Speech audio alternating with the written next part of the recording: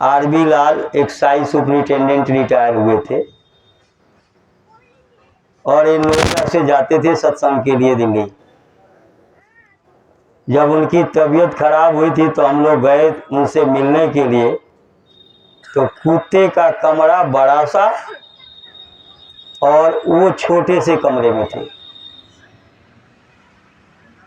तो प्रारब्ध में होगा, मनुष्य शरीर में रह रहे इंसान झुग्गी झोंपड़ियों में रहते हैं और कुत्ता जो है 100-100 गज के एक कमरे में रखा जाता है।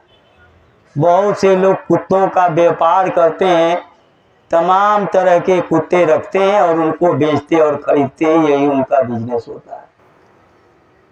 तोते को बहुत से लोग, पैसे वाले लोग, सोने के पिंजरे में बंद करके रखते हैं, लोहे में तो आम लोग रखते हैं।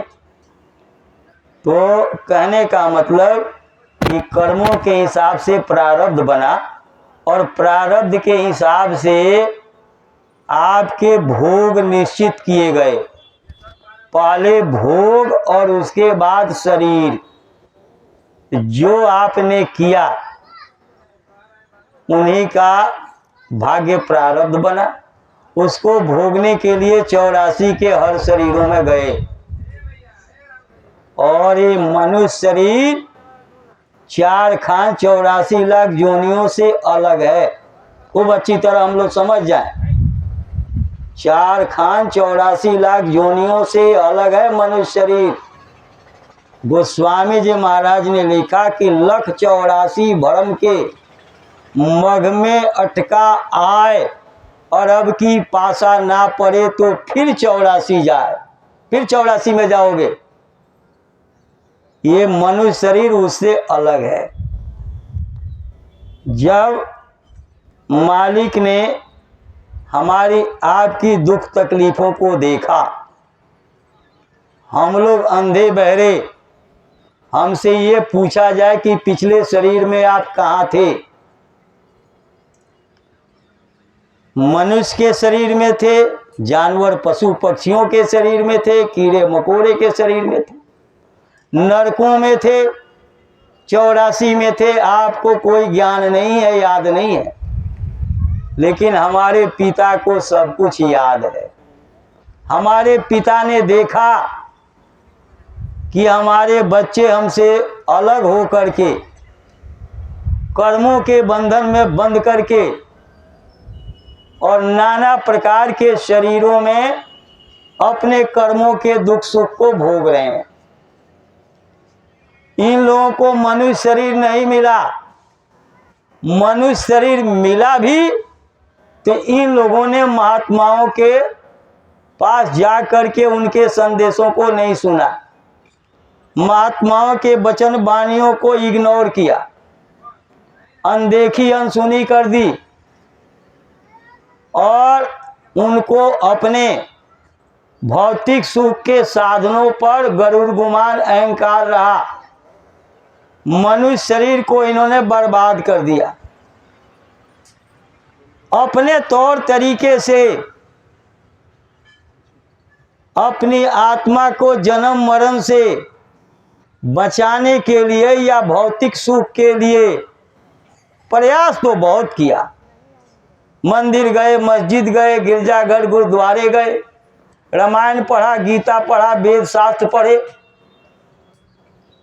हज किए, तीर्थों में गए, प्रयागराज गए, आपके काशी शंकर जी के नगरी में गए, गया में पिंडदान किए, सब कुछ किया, लेकिन इनका सब परिश्रम बेकार हो गया। जैसे साल भर बच्चा पढ़ता है और जब पेपर देता है और उसमें फेल हो जाता है तो पूरा साल उसका बेकार चला जाता है। उस तरह से हम लोगों ने जितने भी प्रयास किए, सारे प्रयास हम लोगों के निरर्थक और बेकार गए। हम लोगों की आत्मा जन्म मरण से नहीं छूट पाई।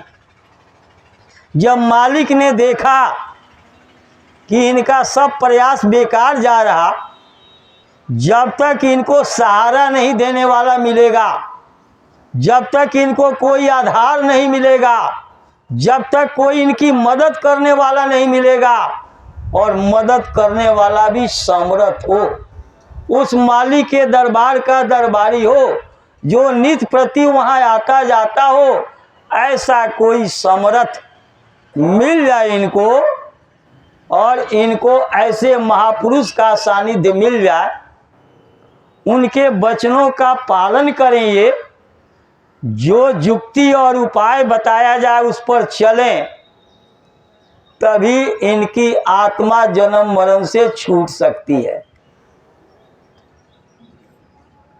सद्गुरु ने सत्पुरुष से प्रार्थना किया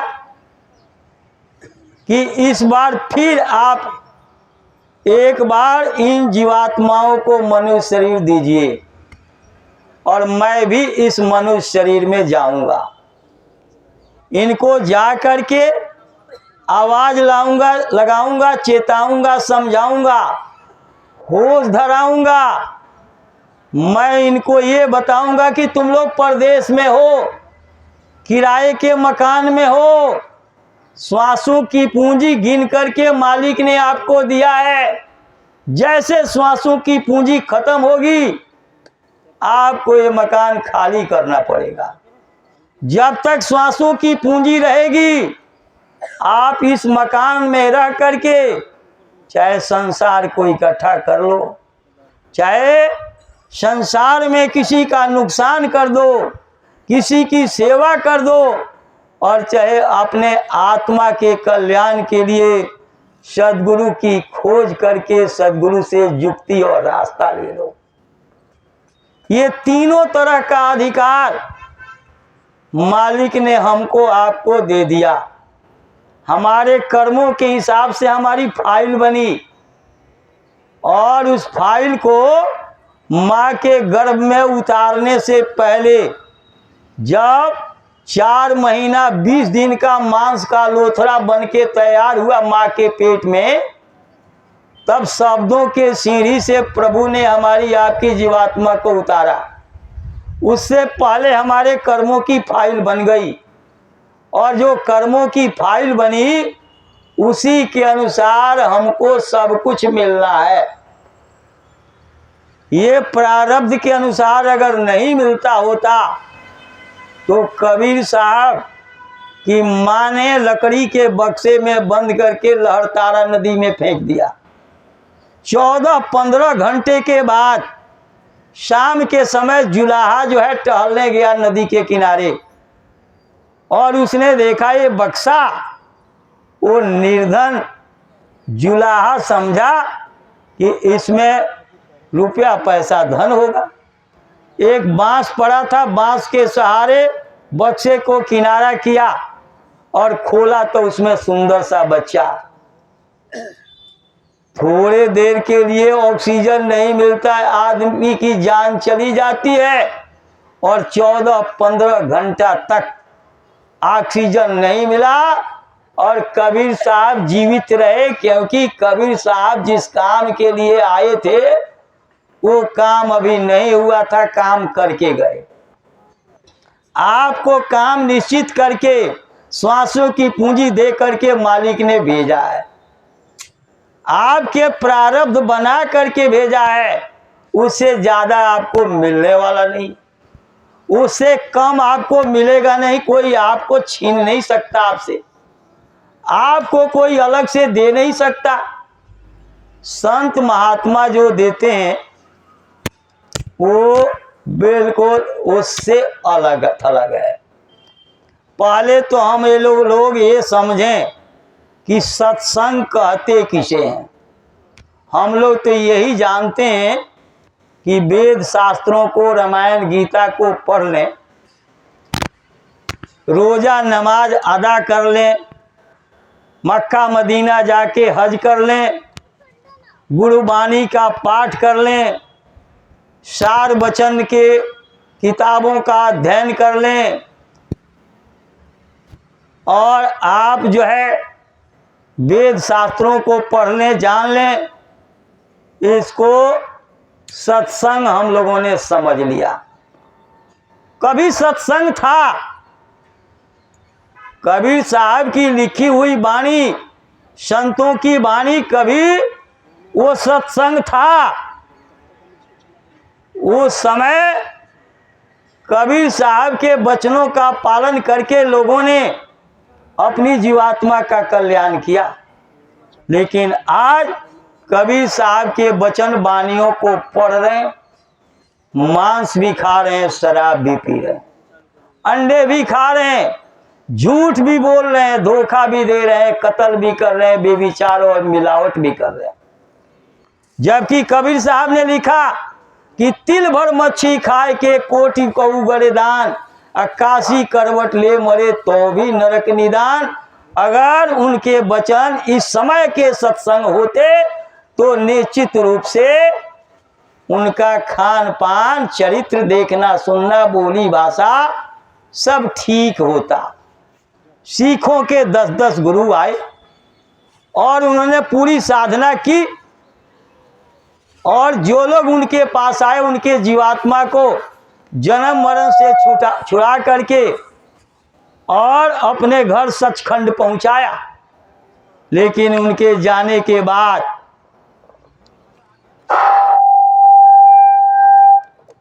ग्रंथ साहब में पढ़ते हैं, जारक लागे कापरा निर्मल होए पलीत, तारक पीवे मानुषा कैसे निर्मल चित। जितने भी सिख हैं सब लोग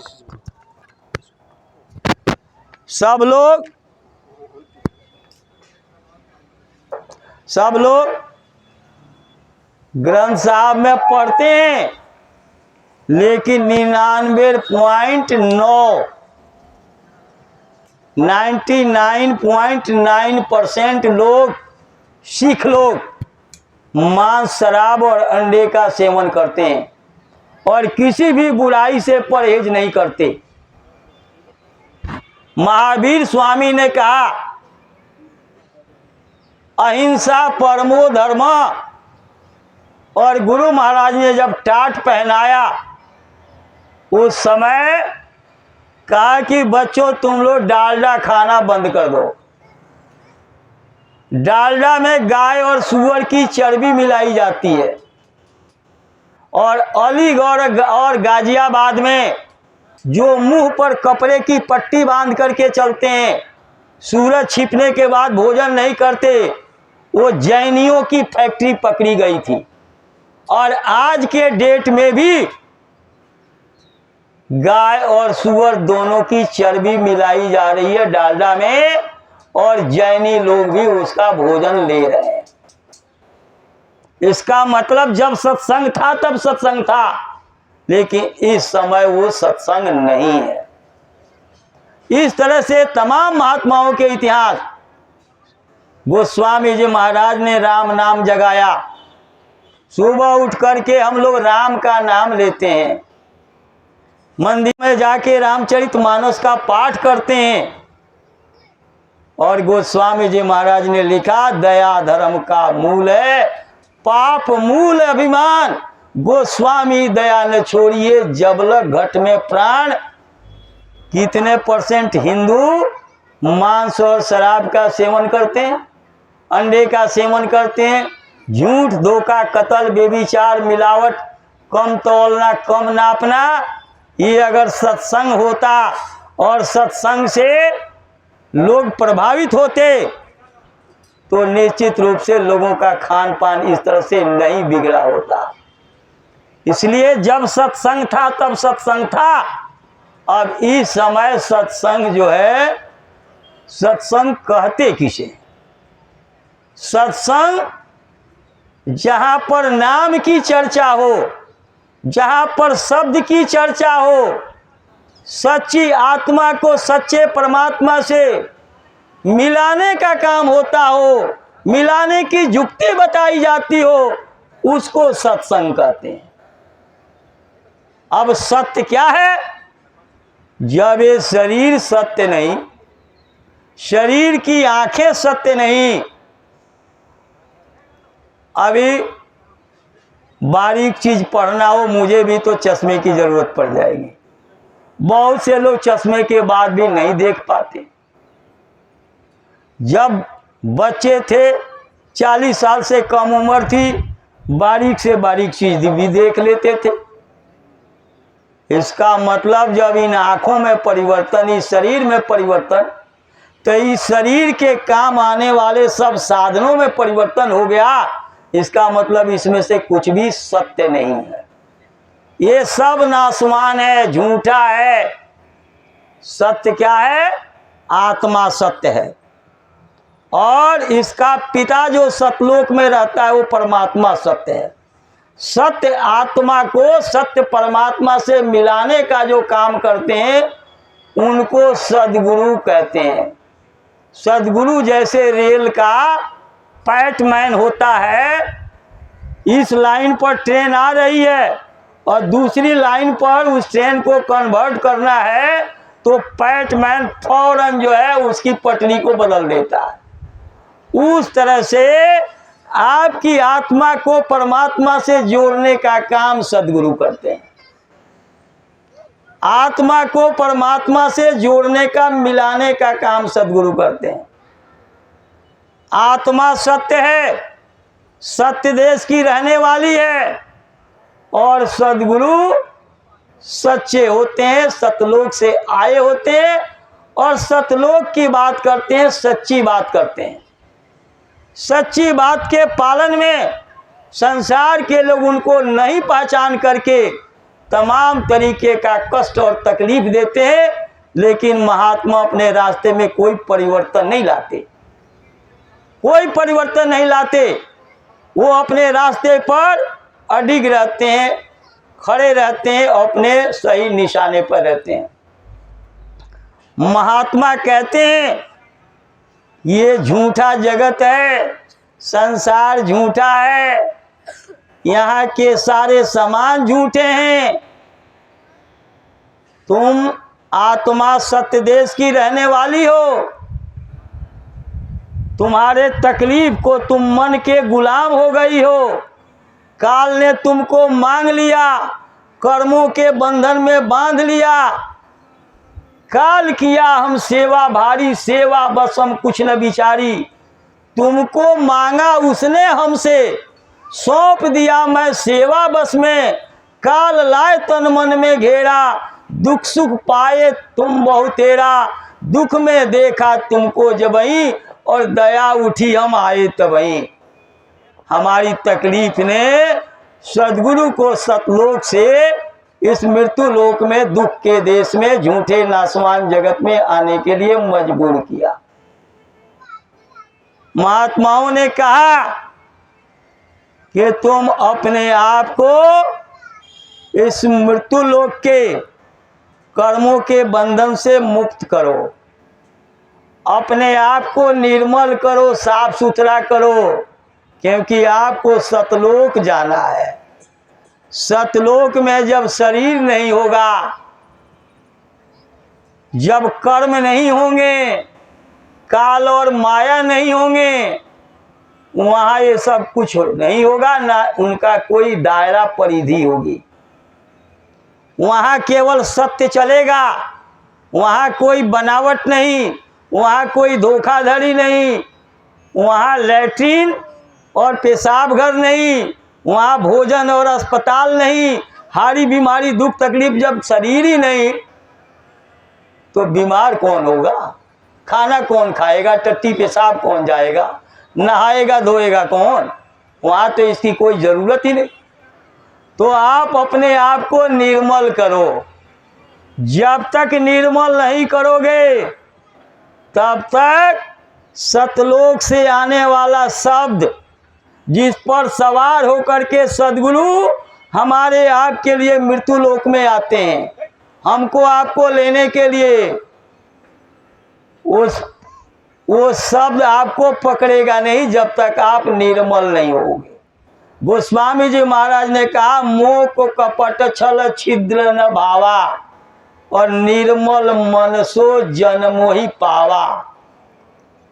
उस शब्द ने कहा उस शब्द स्वरूपी सदगुरु ने कहा कि शब्द को शुद्धता पसंद है, निर्मलता पसंद है, कोई मिलावट नहीं, कोई बनावट नहीं, कोई दिखावट नहीं, और संसार का कोई चीज उनको विचलित नहीं कर सकता। उनको सत्य पसंद है। जरा सा भी असत्य रहेगा तो शब्द आपको पकड़ने वाला नहीं है। जैसे आप बाइक से या स्कूटर से जा रहे हो, स्कूटर बंद हो गया, आप किक मारते हो, गाड़ी स्टार्ट नहीं होती, क्या करते हो? प्लग निकाल करके उसको साफ करते हो और फिर किक मारते हो तो गाड़ी स्टार्ट हो जाती है। जब एक प्लग पर कार्बन आने के वजह से आपकी गाड़ी स्टार्ट नहीं ले रही है, तो आपकी आत्मा पर कर्मों का आवरण, गंदगी जो हिमालय पहाड़ से भी बड़ा जो है जम गया है, ये साफ नहीं होगा तब तक शब्द कैसे पकड़ेगा आपको? शब्द ही धरती, शब्द आकाशा, शब्द माही सब जग प्रकाशा, शब्द बिना सारा जग अंधा, और शब्द ही काटे जीव का फंदा। शब्द को, सूरत को शब्द से जोड़ना है, और कब शब्द सूरत को पकड़ेगा? जब शब्द के तरह जो है निर्मल सूरत होएगी। अभी आप इस मृत्यु लोक में मन माया के साथ, काम क्रोध मोह लोभ अहंकार के मसाले के साथ आप गंदे हो गए हो, कर्मों की गंदगी लाद लिए हो जन्म जन्मांतर के। सत्संग में आने के बाद भी बुराइयों से परहेज नहीं करते हम लोग, दूसरे की बुराइयों को, दूसरे की कमियों को ढूंढते हैं। दूसरे को हम आईना और दर्पण दिखा रहे हैं। हमारे समझ में ये नहीं आता कि हम अपने आप को दर्पण कब दिखाएंगे, हम अपने आप को आईना कब दिखाएंगे, और हम अपने कमजोरियों को, गलतियों को कब सुधारेंगे। अब लो कोई स्वभाव नहीं छूटो, सतगुरु के सत्संग गंग में नहात केतिक दिन बीतो। 40 साल, 50 साल, 60 साल गुरु महाराज कहते थे, शरीर लेकर के आप मथुरा आ जाते हो, मन आपका घर पर है, और आप सोचते हो बच्चे का फीस जमा नहीं हुआ, बैंक में किताब की एंट्री करवानी थी, पति देव को खाना बना के पैक करके देना था ऑफिस के लिए। किसान सोचते हैं धान का बीज गिराना है, धान लगाना है, धान में सिंचाई करनी है, खाद डालना है। ये सब काम शरीर से होगा, और शरीर आपका घर पर मौजूद नहीं है। मन से सत्संग का लाभ मिलता तो मन को आप घर पर छोड़ के आए हो, शरीर से घर का काम होता तो शरीर को मथुरा में लेके आए हो। दोनों जगह से आप अनुपस्थित, अब्सेंट हो, और जो आपके प्रारब्ध में है वही मिलेगा आपको। 1993 की बात है, बिजनौर के एक वकील साहब सत्संगी मथुरा गए गुरु महाराज के दर्शन के लिए। लाइन में सबको दर्शन देते थे गुरु महाराज, सबके सिर पर हाथ रखते थे।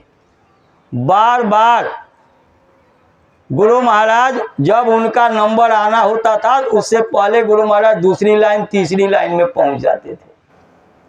वकील साहब परेशान होकर के सोचने लगे कि गुरु महाराज का दर्शन नहीं हो रहा, अब बार बार इस लाइन में से उस लाइन, उस लाइन में से उस लाइन, लाइन बदलते रहे वकील साहब। गुरु महाराज का दर्शन नहीं कर पाए। लास्ट में उठ करके और कुटिया के गेट पर जाके खड़े हो गए।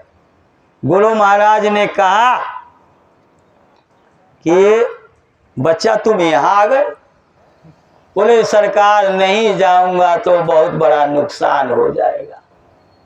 गुरु महाराज ने कहा कि नुकसान तो जाने के बाद भी हो जाएगा। कान खोल के सुनना आप लोग, मैं कई बार सुनाया हूं लेकिन हम लोग भूल जाते हैं। नुकसान तो जाने के बाद भी हो जाएगा।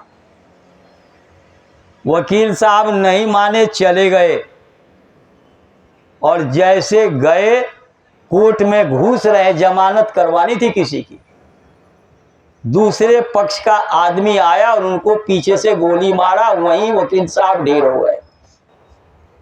महात्मा बचाना चाहते हैं। ये सब कुछ देख करके, सुन करके, जान करके, और फिर भी हम लोग बेहोश और गाफिल रहते हैं। 1986 में जो काफिला निकलने वाला था उसकी सेवा गुरु महाराज अपने रजिस्टर में अपने हाथ से लिख रहे थे। पटना गांधी मैदान में गुरु महाराज गए थे। उस समय मोहन यादव बिहार के अध्यक्ष थे, झा जी नहीं थे अध्यक्ष। और गुरु महाराज 1000 से कम किसी की सेवा अपने रजिस्टर में नहीं लिख रहे थे। गुरु महाराज ने कहा बच्चों सब लोग अपनी अपनी सेवा लिखवा दो मेरे पास।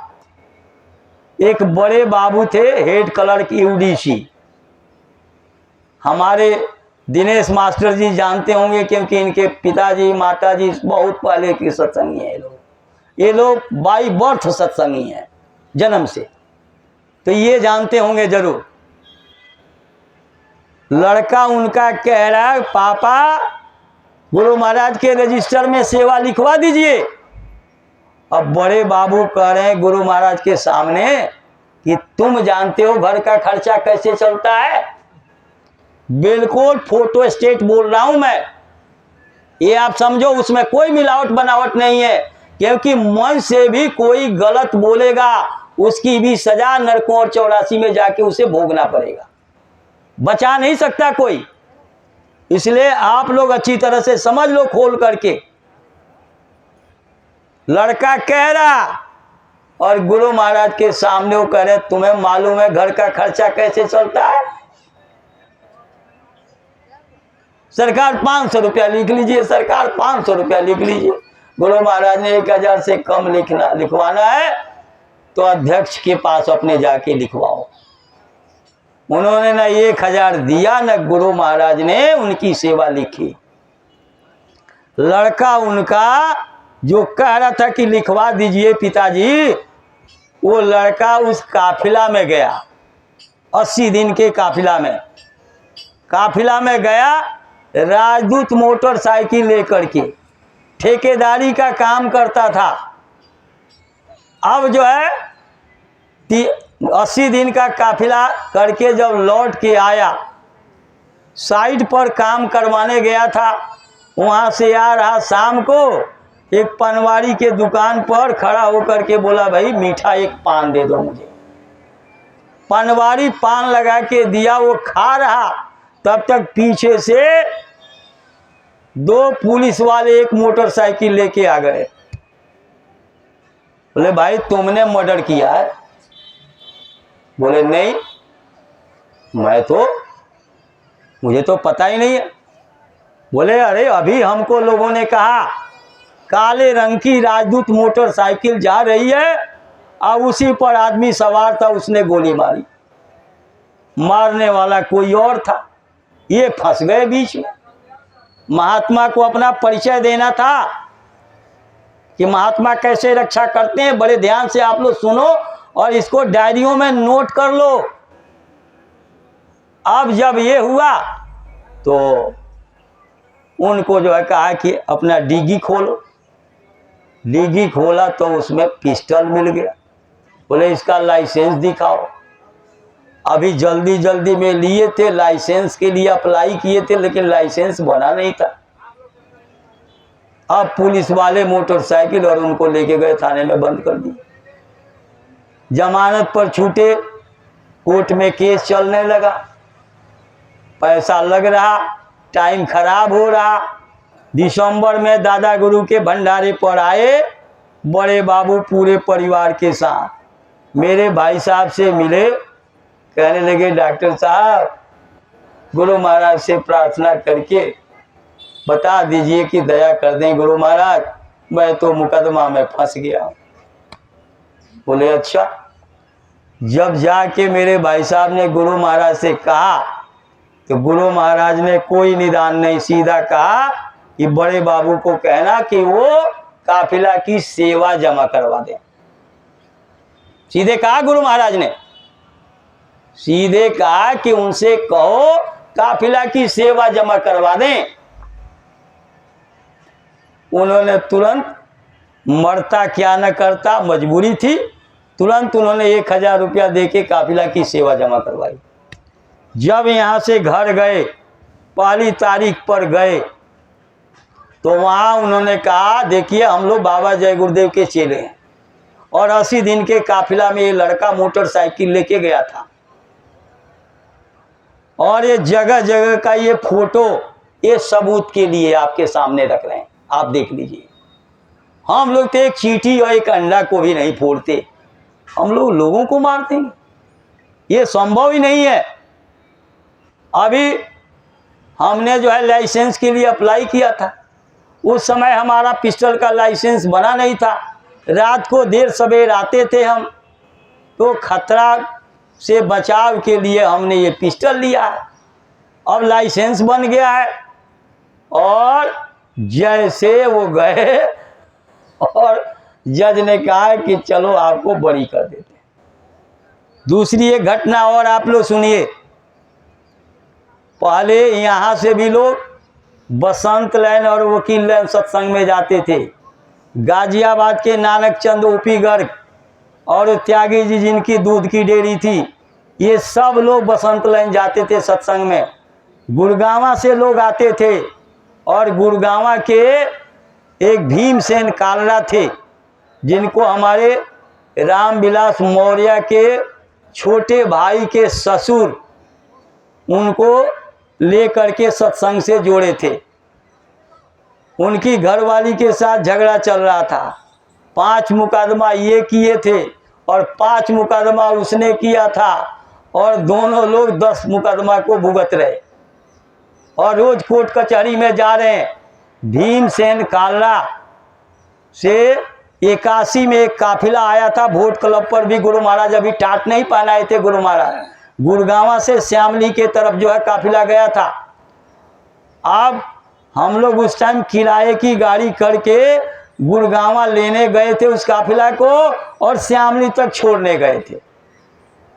वो उस काफिला में पोस्टर पर लिखा था कि जो इस काफिला का दर्शन करेगा उसकी एक मनोकामना पूरी होगी। भाई साहब ने कहा कि अरे कालरा साहब, इससे बढ़िया मौका नहीं मिलेगा, आप गुरु महाराज की सेवा खुश होकर के कर दो और आपकी जो है मनोकामना पूरी हो जाएगी। अरे कालरा साहब आपकी क्या मनोकामना है? बोले हमारी तो एक ही मनोकामना है, आत्मा को घर पहुंचाने की बात नहीं, कि मेरी घरवाली लौट के आ जाए जिसने ससुराल जाने पर पत्थर फेंकवाया था कालरा साहब के ऊपर, लड़कों से गांव से बाहर भगवा दिया उनको। अब यही बात हम लोगों के समझ में नहीं आता कि संसार के लोग कितने आपके दुश्मन बने हुए हैं और फिर भी उसी संसार के लिए हम लोग हाय हाय करते हैं। ये बात हमारे लोगों के समझ में नहीं आता। चाहे बोलने वाला समझ ले, चाहे सुनने वाला समझ ले, और जो उस पर अमल करेगा चलेगा, लाभ उसी को मिलेगा। सुनते रहो सुनाते रहो, कोई लाभ मिलने वाला नहीं है। अब भीमसेन कालरा से ये हुआ कि 6,500 रुपया का सिक्का आपको देना होगा गुरु महाराज की सेवा। कहने लगे मैं तो जो तनख्वाह पाता हूँ, पोस्ट ऑफिस में बाबू थे, सरोजनी नगर में ड्यूटी थी राम शब्द मौर्य के साथ, जो हमारे दक्षिणपुरी का मकान देके गए थे। अब उन्होंने कहा जो तनख्वाह मिलती है खा पी लेते हैं। माता जी मेरे साथ रहती हैं और कमेंडर्स का सिगरेट पीते थे, कमेंडर सिगरेट उसमें, और जो बचता है वो कोर्ट कचहरी मुकदमा में पैसा खत्म हो जाता है। मेरे पास तो है नहीं। मेरे भाई साहब ने कहा, कालरा साहब अगर आप संकल्प लोगे तो मालिक आपकी व्यवस्था भी कर देंगे, आप संकल्प तो लो। संकल्प में बहुत बड़ी शक्ति छुपी हुई है। अब जो है उन्होंने कहा गुरु महाराज इंतजाम कर देंगे तो मैं 6,500 रुपये का सिक्का दे दूंगा। यहाँ से सत्संग से गए तो कोई डीलर बैठा हुआ था इन लोगों के घर पर, और कोई इनका प्लाट था, वो प्लाट जो है 5 लाख रुपए में सौदा तय हो गया और 1 लाख रुपया उसने बयाना टोकन मनी दे दिया। 5 भाई थे, पांचों भाइयों ने 20-20 हजार रुपये बांट लिए।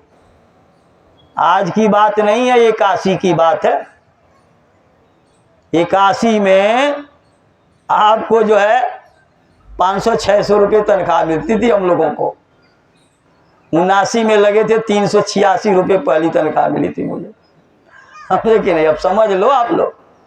अभी एक आदमी कहने लगा, ये लोग कहते हैं बहुत महंगाई है, 1 रुपये का राशन हम लेके नहीं आ पाते थे अपने ज़माने में।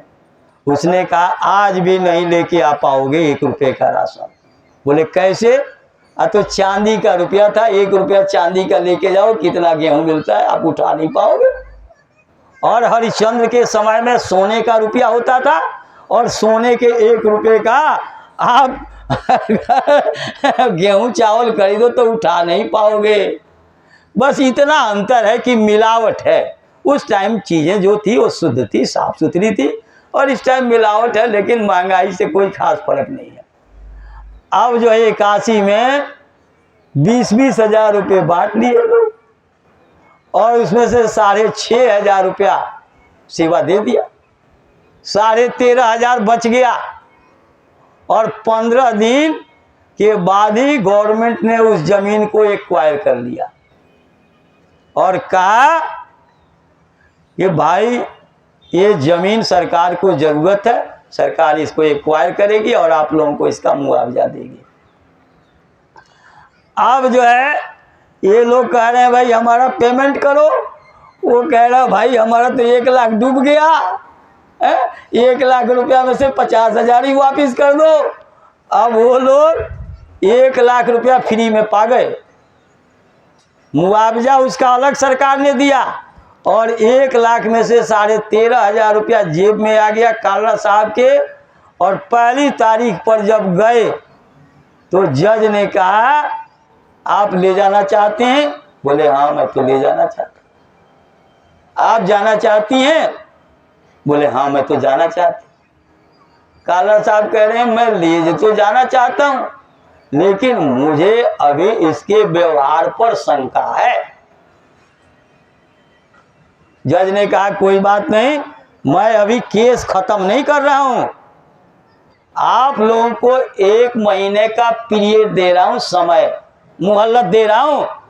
आप लोग पति पत्नी के रूप में, जबकि एक लड़का था उस टाइम, पति पत्नी के रूप में रहने लगोगे तो अगली तारीख पर आप लोगों की केस को खत्म कर दूंगा। और तब तक जो है पेट में बच्चा रह गया और वो लड़का इंजीनियर हो गया। सब लोग पहले एक साथ मिलते थे, आते जाते थे। दूसरा लड़का भी जो है वो तो मिलना, मर भी गए होंगे, हमारे से काफ़ी ज़्यादा उम्र थी। जब हम बूढ़े हो गए जाने के लिए तैयार बैठे हैं तो भाई उनका तो जो है बहुत ज़्यादा वो रहे नहीं होंगे। और क्योंकि अब हरियाणा के उसमें हम जाते नहीं, या गुरु महाराज के जाने के बाद तो बहुत कुछ परिवर्तन देखने को मिल रहा। तो आप लोग इस तरह के बहुत सारे काम ऐसे गुरु महाराज ने किए। गुरु महाराज ने मेरे भाई साहब को मेरठ, मुजफ्फरनगर, सहारनपुर और आपके जो है इधर हरिद्वार के तरफ और देहरादून के तरफ सत्संग के लिए भेजा। एक जाट के गांव में मुजफ्फरनगर पहुंचे। मुजफ्फरनगर एक जाट के गांव में पहुंचे। लोगों ने कहा भाई यहाँ सत्संग होगा, सत्संग होगा, आप लोग आइए। तो एक चौधरी था जाट, वो कह रहा सत्संग तो हम रोज सुनते हैं, हमें सत्संग की जरूरत नहीं है।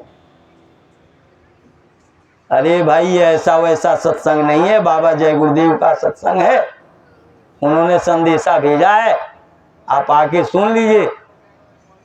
बोले सत्संग से कोई बारिश हो जाएगी? हमारी फसल सूख रही है, बारिश हो नहीं रही है, आया सत्संग से बच्चों को रोटी मिल जाएगी? जा जा, हमें सत्संग नहीं सुनना।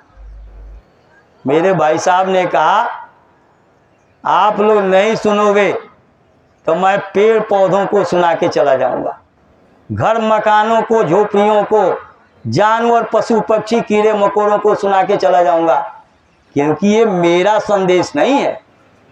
जिसने भेजा है मुझे कह के कि जाके मेरी बात लोगों को बता दो, वो महापुरुष की मौज हो है तो बारिश कोई महत्व नहीं रखती। और मैं आप लोगों के सामने चैलेंज कर रहा हूं, बारिश नहीं हो तो मुझे इस गांव से जाने मत देना, आप लोग रस्सी में बांध के अपने घर में बैठा लेना। और 3 घंटा मेरे भाई साहब ने सत्संग किया, और जैसे सत्संग खत्म हुआ ऐसी मूसलाधार बारिश होने लगी कि गाड़ी के चारों टायर आधा पानी में डूब गए। आप उस लायक तो बनाओ अपने आप को, उस तार को गुरु के साथ जोड़ो तो सही। मैंने कितने बार बताया कि छोटे कार्यक्रमों पर मथुरा में गुरु महाराज सत्संग सुनाते थे और मिश्रा जी मकराना पत्थर खरीदते थे, और जब आते थे तो बसंत लाइन, वकील लाइन में वही सत्संग सुनाते थे मिश्रा जी, जो गुरु महाराज पूनम पर, रक्षाबंधन पर और आपके छोटे मोटे त्योहारों पर गुरु महाराज सुनाते थे। लेकिन जब आप तार जोड़ोगे तब,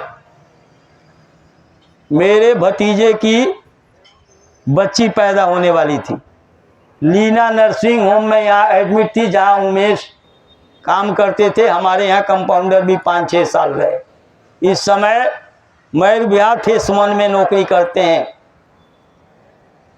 उमेश गिरी के यहाँ एडमिट थी। उनकी डॉक्टरनी ने कहा कि पानी खत्म हो गया है, ऑपरेशन करना पड़ेगा। मेरे भाई साहब राजस्थान में सत्संग कर रहे हैं और मेरी भाभी बैठी हैं, ये कह रही हैं गुरु महाराज से कह दीजिए कि सरकार बहू के पेट का पानी खत्म हो गया है, डॉक्टरनी ऑपरेशन के लिए कह रही। मेरे भाई साहब ने कहा कि आप 10 मिनट का समय दीजिए मुझे, मैं अपने परिवार का काम नहीं कर रहा हूं, मैं गुरु महाराज के काम से आया हूं। गुरु महाराज को बताने की जरूरत नहीं पड़ेगी और बिना ऑपरेशन के जो है बच्चा पैदा हो जाएगा, आप चिंता मत करिए। तो भी हमारी भाभी ने कहा रे आप एक बार कह तो दीजिए। और जैसे उन्होंने कहा 5 मिनट के बाद ही बच्ची बिना ऑपरेशन के पैदा हो गई। आप उस लायक तो बनो, गुरु की दया लेने लायक तो बनो। आप पहले ट्रैक तो बनाओ जिस पर ट्रेन आएगी आपके स्टेशन पर। आप ट्रैक ही नहीं बनाते, आप दुनिया के बातों में ये कर रहे। गुरु महाराज की बात तो हम लोग सुने जाने। मैंने कई बार बताया, गुरु महाराज हमीरपुर से बांदा जा रहे थे, आगे से एक सांड आ रहा और सांड जो है बिल्कुल दहाड़ता हुआ, पूंछ जो है टाइट करते हुए आ रहा था। और गुरु महाराज ने कहा इधर नदी इधर खाई और सामने से सांड आ रहा, मैं भागूंगा तो भी जो है मेरा ये पीछा कर लेगा, मैं बच नहीं पाऊंगा। अब कोई और उपाय नहीं है गुरु महाराज के अलावा। गुरु महाराज ने अपने गुरु महाराज को याद किया और जैसे गुरु महाराज को याद किया तब तक एक बूढ़ा आदमी सिर पर एक बोझ चने का झाड़ लेकर के आ गया और सांड के सामने बोझ पटक दिया और लठिया से 2-3 लठिया बजाया तो न चने का झाड़, न वो बुढ़ा, न सांड। और जब गए गुरु महाराज चिरौली तो अपना थैला कंधे में से उतार के चौतरा पर रख करके और जैसे दादा गुरु के पैरों में गिरे, तब तक दादा गुरु ने कहा, अरे बच्चा तुम्हारी सांड से रक्षा कैसे हुई?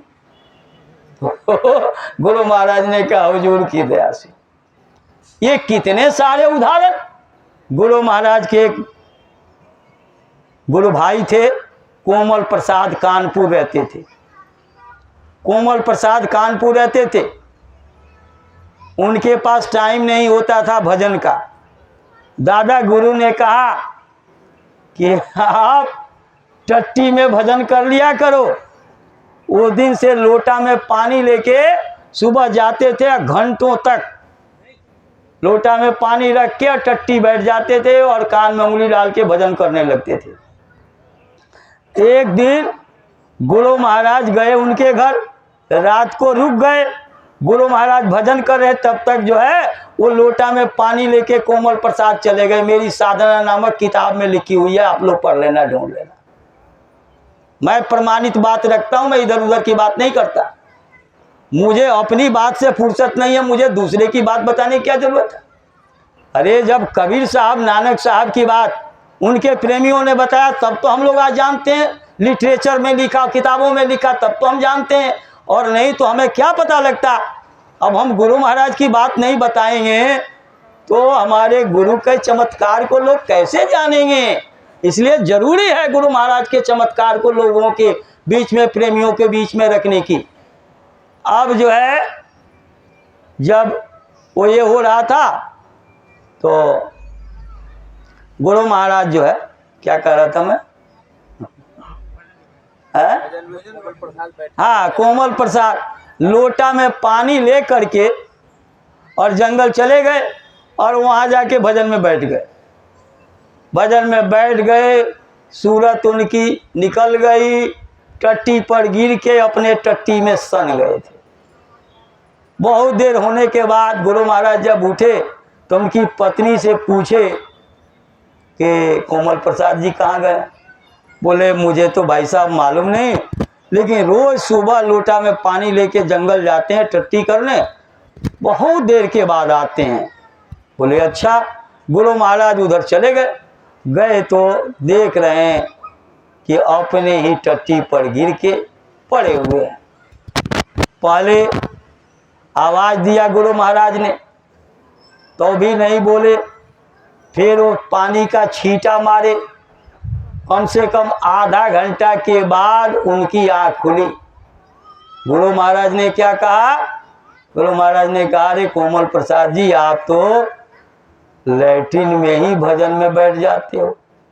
तो उन्होंने क्या कहा? गुरु ने कहा। हम लोग गुरु की बात को कितना मानते हैं, इसको तराजू के पल्ले पर रोज तौलो, समीक्षा करो। गुरु महाराज ने कहा, मैं आया वही देश से जहां तुम्हारो धाम, तुमको घर पहुंचाना एक हमारा काम। गुरु महाराज ने कहा कि मैं बेटा बेटी देने के लिए आया हूं, मैं नौकरी देने के लिए आया हूं, मैं आपकी हारी बीमारी दुख तकलीफ दूर करने आया हूं, मैं आपकी गरीबी दूर करने आया हूं। क्या ये गुरु महाराज ने कहा कभी? तो क्यों आप गुरु से मांगते हो?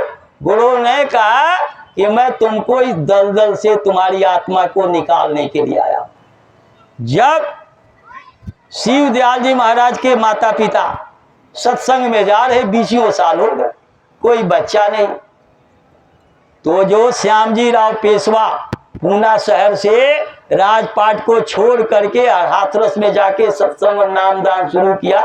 उनके गुरु महाराज वाला नाम था, बड़े स्वामी जी महाराज के नाम से लोग जानते हैं उनको, हाथरस में।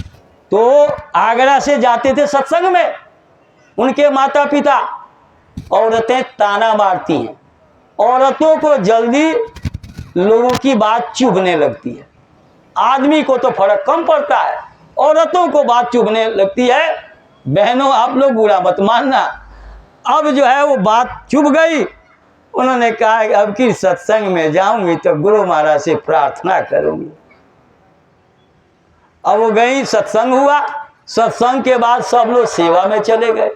सेठ जी भी सेवा में चले गए और सेठानी जो है बैठी रही। थोड़ी देर के बाद गुरु महाराज निकले और बोले, अरे बच्ची तुम सेवा में नहीं गई? बोले सरकार कुछ कहना है मुझे। बोले बोलो क्या कहना है?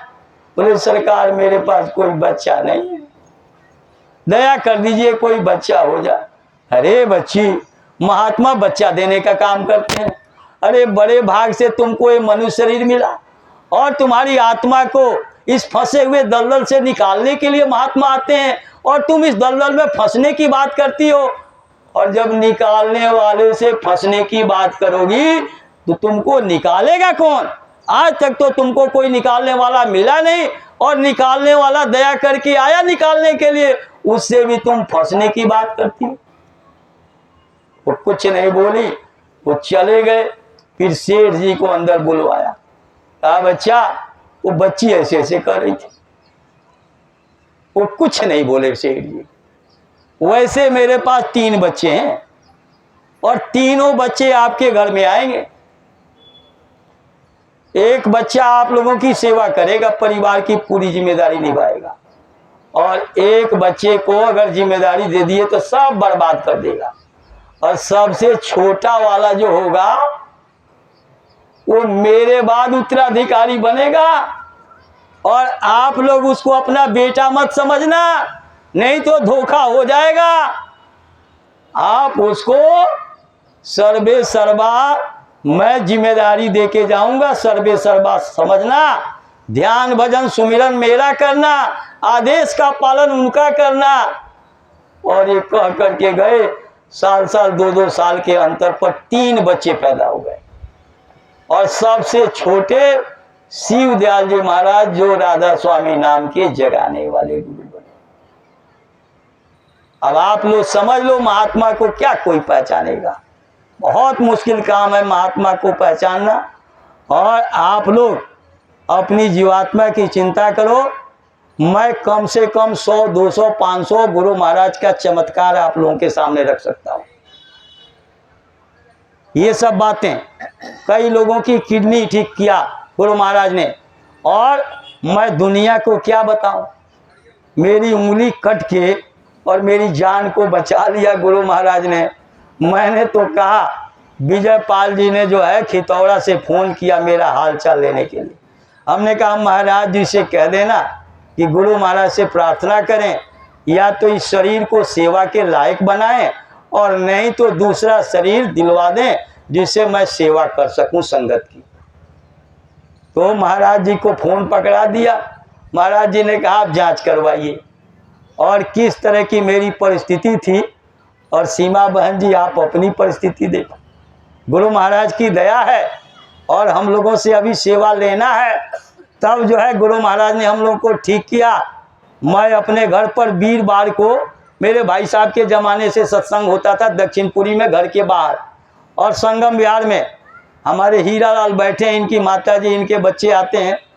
मैं प्रार्थना, जब बीमार था मैं प्रार्थना शुरू किया, आधा के बाद मेरे जबान से आवाज़ नहीं निकली।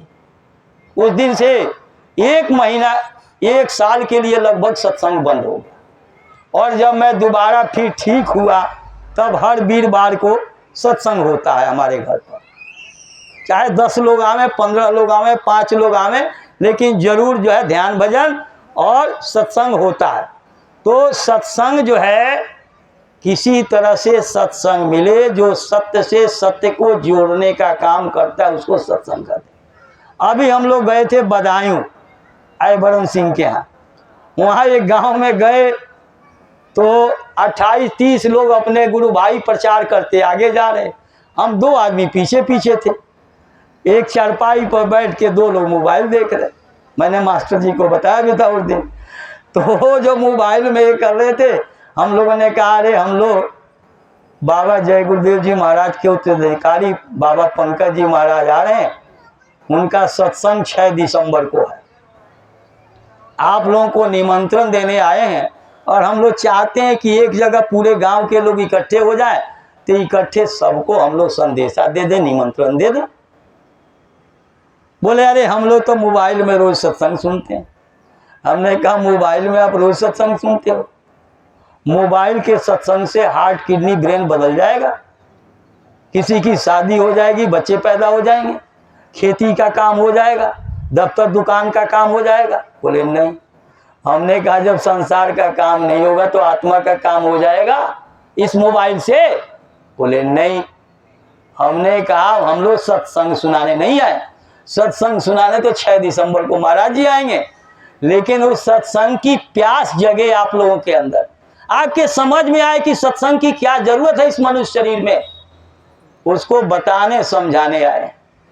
गए हम लोग गांव के बीच में, बैठे वहां 5-7 कुर्सियां और एक काले रंग का तिरपाल बिछा दिया और उस पर सब लोग बैठे, अपने 28-30 लोग थे।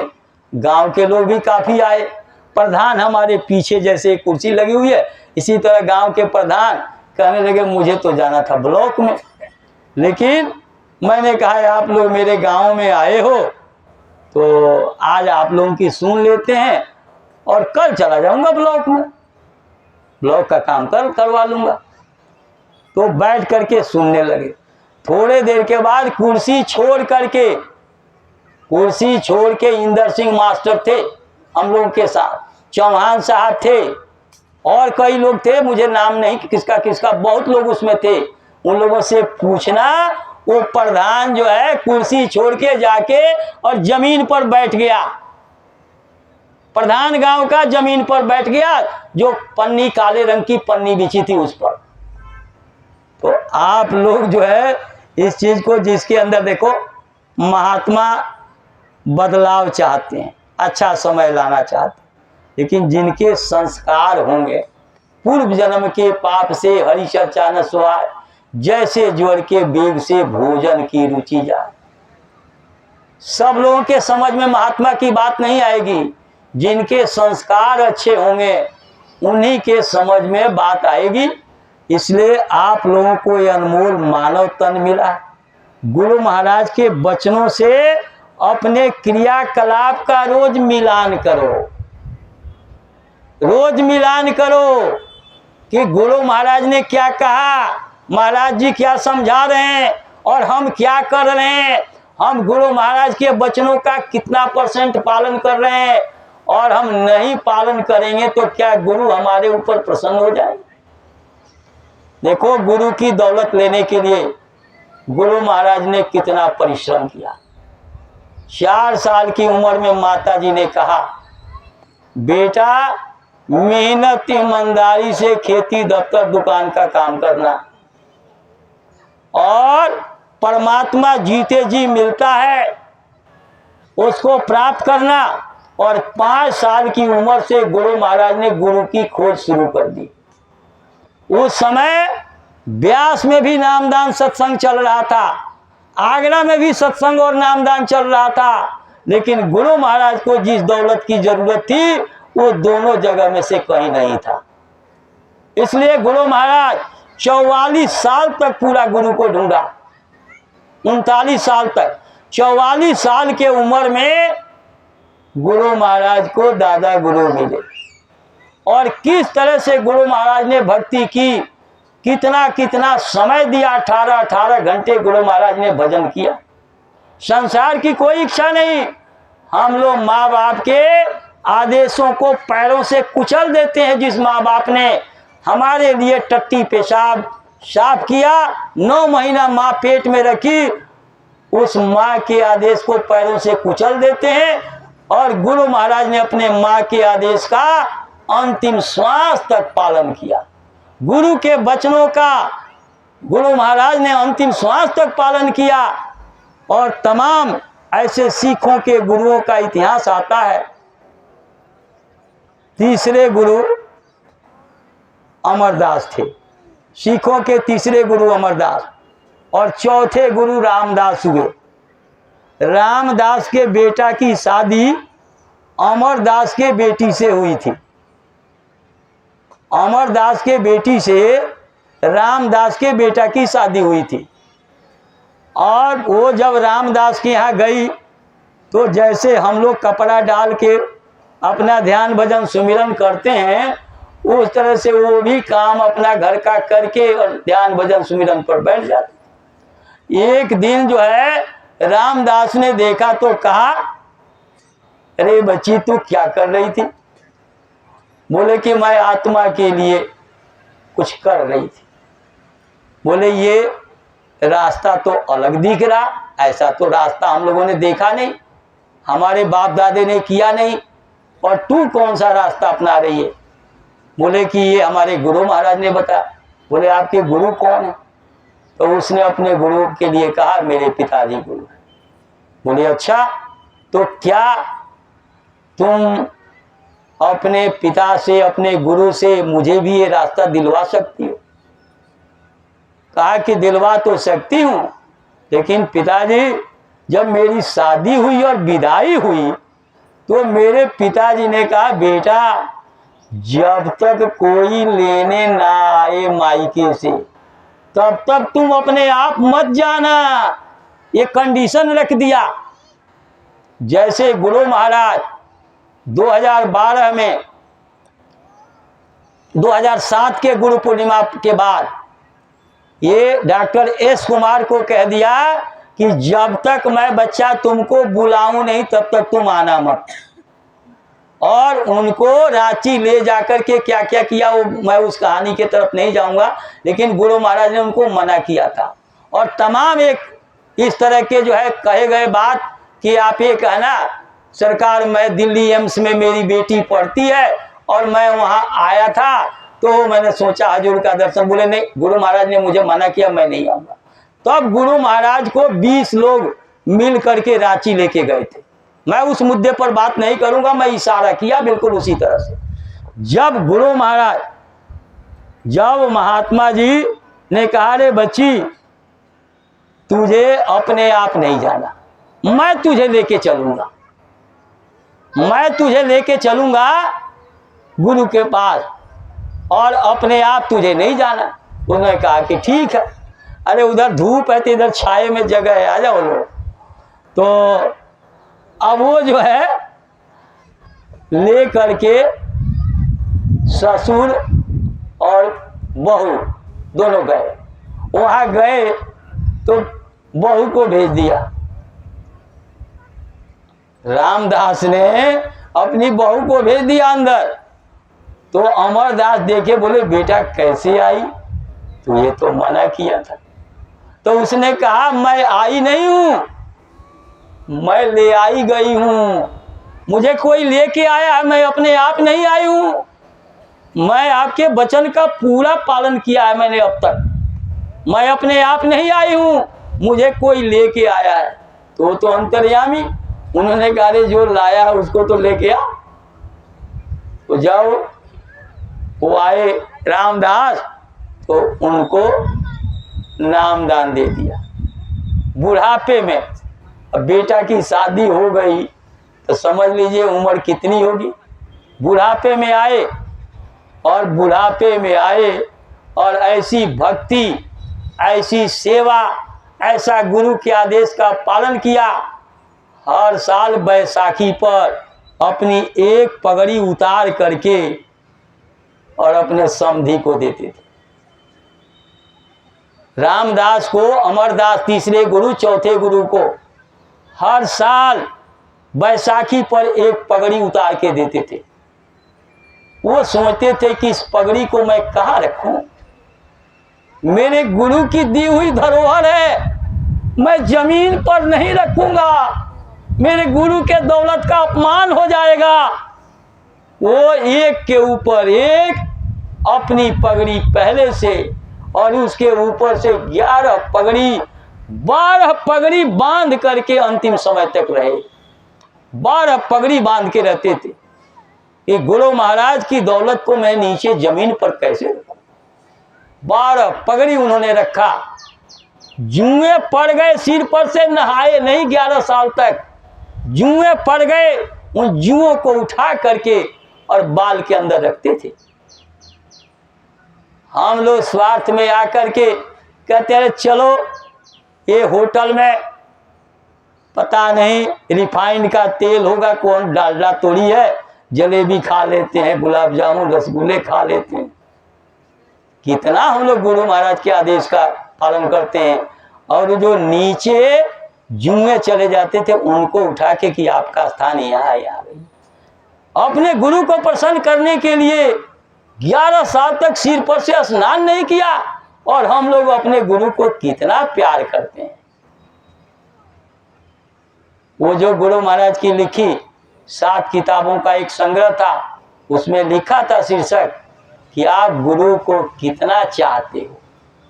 आप आंकलन करो कि गुरु से कितना प्यार करते हो। इसलिए इस तरह के तमाम ऐसे, और जब अमरदास ने कहा कि चौतरा बनवाओ बच्चा, मैं उस पर बैठ करके सत्संग करूंगा, एक बार बना तुड़वा दिया, दूसरे बार बना तुड़वा दिया, तीसरे बार बना तुड़वा दिया, चौथे बार बना तुड़वा दिया। इतिहास प्रमाणित करता है कि 70 बार चौतरा बनाए और 70 बार जो है अमरदास ने चौतरा तुड़वा दिया।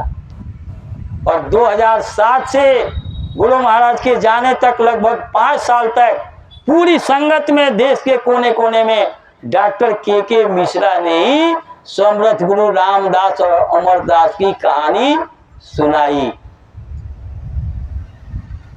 जब 70 बार चौतरा टूटा तो सारे सिख संगत छोड़ के भाग गए।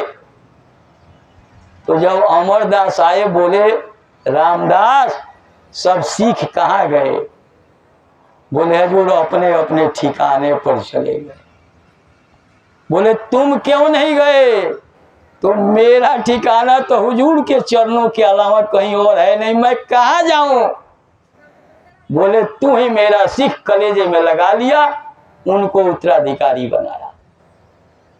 इसलिए आप सब लोग बड़े भाग्यशाली हो, पूरे महात्मा से जुड़े हो। सत्संग में देखो महात्मा आते हैं, रास्ता बताते हैं, और फिर सत्संग बार बार आपको मिलता रहे, क्योंकि सत्संग से ही आपको अच्छाई बुराई का ज्ञान होगा, अपने पराये की पहचान होगी। अभी आपको बताया गया कि सत्य से सत्य को जोड़ने का काम सतगुरु करते हैं। सत्य देश के वचन वाणियों को हम लोगों के बीच में लाते हैं। जैसे आग जल रही है और आप एक प्लास्टिक के कुर्सी पर बैठे हो, आग में और इस कुर्सी में अंतर है, लेकिन उस जलते हुए आग में इस प्लास्टिक के कुर्सी को डाल दोगे तो ये प्लास्टिक की कुर्सी भी पिघल के आग हो जाएगी, आग हो जाएगी। गुरु उस सत्पुरुष से मिल करके सत्पुरुष के रूप हो गए हैं। सत्पुरुष की पूरी ताकत सद्गुरु के अंदर आ जाती है। और एक अलग से सद्गुरु की विशेषता है कि वो सत्पुरुष नहीं आ सकते, लेकिन सद्गुरु उस शब्द के ऊपर सवार होकर हमारे आपके बीच में आए।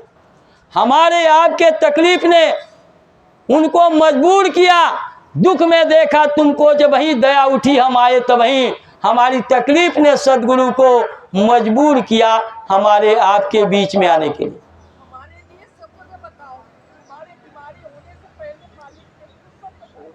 सुनो सुनो सुनो सुनो सुनो सुनो आप तो अरे कोई बात नहीं, सुनो लो, शांत रहो लो। देखो अब इधर से करोगे तो हम इधर से विषय से विषयांतर हो जाएंगे, इसलिए आप लोग ध्यान से सुनो। देखो उस शब्द पर सवार हो करके सद्गुरु रोज आते और जाते हैं। गुरु महाराज कहते थे मैं जब आंखें बंद करता हूं तो अपने देश चला जाता हूं, और जब मैं आँख खोल के रखता हूं तो तुम लोगों के लिए बराबर चिंतन करता रहता हूं कि कौन सा उपाय, कौन सी युक्ति, कौन सा आसान तरीका इन लोगों को बता करके। और कितनी तकलीफ में थे गुरु महाराज, नैनीताल में स्वास्थ्य लाभ लेने के लिए गए थे, वहां से आदेश किया, चिट्ठी जारी किया कि आप लोग सामूहिक ध्यान भजन सुमिरन एक टाइम जरूर करो, एक टाइम अपने घर में करो और एक टाइम सब लोग इकट्ठा होकर के ध्यान भजन सुमिरन करो। महात्मा कितने चिंतित हमारे आपके लिए। गुरु महाराज कहते थे तुम्हारे माता पिता से लाखों गुना ज्यादा मैं तुम लोगों को प्यार करता हूं। अभी जिन्होंने इस सत्संग का आयोजन किया है, मेरे भाई साहब ने विजयपाल जी से कहा, अरे विजयपाल दिल्ली नोएडा से कुछ प्रेमियों को बुलाओ, गुरु महाराज को 5 पंचों की प्यारों की जरूरत है, 5 लोगों की जरूरत है। पेट्रोल पंप पर गुरु महाराज गाड़ी से घूम रहे थे, कोई गाड़ी को थपका रहा, कोई पैर नोच रहा, कोई कुछ कर रहा, तो 5 सेवादार की जरूरत थी। अब विजय पाल ने तुरंत फोन किया इनको जगबीर को फोन किया, अरे बच्चा कहाँ हो? बोले सरकार नोएडा। अरे तो मथुरा आने में कितना टाइम लगेगा? बोले सरकार सिर्फ 2 घंटे लगेंगे। बस राम से जीवन को रामराज बेचारे कह रहे थे ये जगबीर कि पहले आके आगे के सीट पर बैठ जाते थे मेरे बराबर में, और इनोवा गाड़ी थी मेरे पास। हम 5 लोगों को लेकर के वहीं पेट्रोल पंप पर पहुंचे। गुरु महाराज ने कहा बच्चा हमारे अगल बगल लोगों को देखना है और लोग मेरे ऊपर टूटे नहीं, मेरा ध्यान रखना। 5 दिन के बाद जगबीर बोले सरकार चले जाए। बोले कहाँ जाओगे? बोले सरकार घर। अरे ये भी तो घर है, ये मेरा घर तो तुम्हारा घर नहीं है, ये भी तो तुम्हारा घर है। अब उसके बाद चुप हो गए। तो एक दिन जगबीर कह रहे हैं सरकार हरिद्वार में मेरा एक प्लॉट है, उसमें बिजली का मीटर नहीं लग रहा, जबकि बिजली विभाग में काम करते हैं, बिजली का मीटर नहीं लग रहा। तो गुरु महाराज कह रहे हैं हरिद्वार कहाँ है?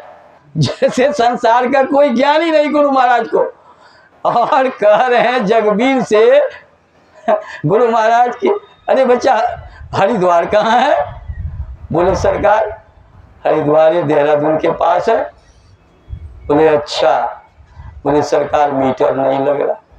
बोले अच्छा कोई बात नहीं। 1 घंटा के बाद जो है बाबू का फोन आ गया कि तुम आ करके पैसे जमा करवाओ और मीटर लगवा लो। गुरु महाराज ने नहीं कहा मीटर लग जाएगा, लेकिन गुरु महाराज से बात हुई है, 1 घंटे के बाद ही नंबर डायल कर दिया गुरु महाराज ने बाबू को, और तुरंत जो है उसने फोन करके कहा कि जगबीर सिंह आप आकर के अपने प्लॉट का पैसा जमा करा के बिजली का कनेक्शन ले लो। तो अनहोनी को होनी करें संत कहाँ में सो। 1996 में गुरु पूर्णिमा का कार्यक्रम इलाहाबाद त्रिवेणी संगम पर था। 10 दिन का कार्यक्रम था। 3 डब्बे में पूरा जय गुरुदेव वाले ही थे, और मुझे जाना था। गांव में मकान बना था हमारा, 60,000 रुपया वहां किसी को देना था, बिहार के किसी सत्संगी को, कि वो आएंगे तो इलाहाबाद त्रिवेणी संगम पर दे देंगे उनको। मैंने अपने पीएफ से निकालने के लिए अप्लाई किया था। अब वो अवैतनिक डायरेक्टर जहाँ फखरुद्दीन अली अहमद का मजार है, वहीं पर हमारा इंडियन ट्यूबरक्लोसिस एसोसिएशन का दफ्तर, वहाँ जो है चेयरमैन अवैतनिक है, वो आए नहीं। वीरवार और मंगलवार को 2 ही दिन आते हैं। शनिवार को 10 बजे की जो है ट्रेन थी इलाहाबाद के लिए, और वो जो है साहब आए नहीं, साइन हुआ नहीं। मैंने शुक्रवार को सुबह पूछा कि चौहान साहब मेरे चेक पर साहब का साइन हो गया। बोले अरे मिश्रा जी साहब तो आए ही नहीं। मैंने भाई साहब को फोन किया, लैंडलाइन फोन अभी लगा था संगम बिहार में, फोन किया। बोले कि आप थोड़ा पीछे से आ जाओ, लेकिन पैसा तो देना है, हमने वादा किया है। तो आप जो है मंगल को आएंगे तो मंगल को पैसा मिल जाएगा, तो बुध को आ जाना, चाहे मंगल के रात में चल देना। मैं एक मरीज के पर्चे को लेकर के ऐसे देख रहा था, और मेरे आंखों से झरझर आंसू आने लगा। मैंने कहा गुरु महाराज मैं तो 10 दिन का टिकट कराया है कि 10 दिन कार्यक्रम में रहूंगा, और अब तो 4-5 दिन हमारा ऐसे निकल जाए। तब तक तुरंत टेलीफोन की घंटी बजी, और उसने बाबू ने उठाया, कहा मिश्रा जी देखो आपका फोन आया टीआई से। अरे मैं चौहान बोल रहा हूँ मिश्रा जी, आज साहब आ गए, और ये तो कमाल हो गया।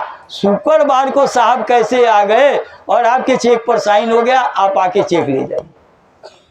भगत जी के समधी जदुवीर सिंह अलीगढ़ वाले, उनके ऑटो से जाके भागीरथ पैलेस से दवाई खरीदनी थी वहीं की, और मुझे जाना था। जब हमारे अस्पताल पहुंचे तो हमने कहा भगत जी दवाई लेने बाद में चलेंगे, पहले हम लोगों को टीआईए चलना पड़ेगा।